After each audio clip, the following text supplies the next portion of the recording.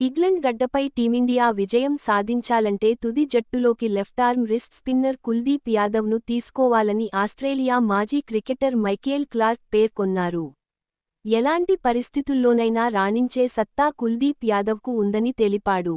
తొలి టెస్ట్లో అతన్ని ఆడించకపోవడం టీమిండియా మేనేజ్మెంట్ బుద్ధి తక్కువ నిర్ణయమని విమర్శించాడు.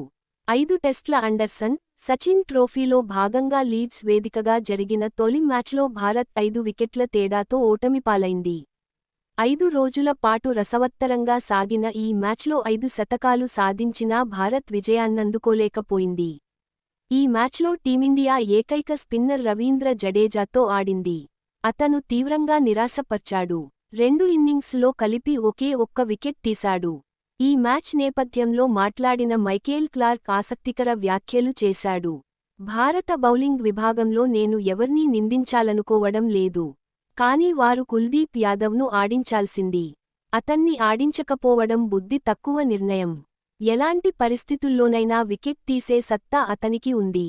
తొలి టెస్ట్లో అతను మరింత ప్రభావం చూపేవాడు. బౌలింగ్ లైనప్ కంటే బ్యాటింగ్ డెప్త్కు టీమిండియా ఎక్కువ ప్రాధాన్యత ఇస్తుంది. చాలా కాలంగా ఇలా చేస్తుంది. ఎక్స్ట్రా బ్యాటర్ ఉండటంతో పాటు బ్యాటింగ్ డెప్త్ ఉండేలా జాగ్రత్త పడుతుంది. ఈ క్రమంలో వారు తమ నెంబర్ 1 స్పిన్నర్ను కూడా పక్కన పెట్టేస్తున్నారు. ఇంగ్లండ్ గడ్డపై విజయం సాధించాలంటే 20 వికెట్లు తీయాలి. Bumrah star pacer.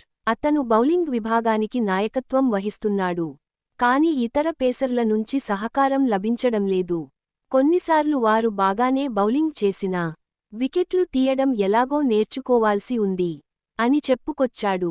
ఈ వీడియో కనుక మీకు నచ్చినట్లయితే లైక్ చేయండి, షేర్ చేయండి.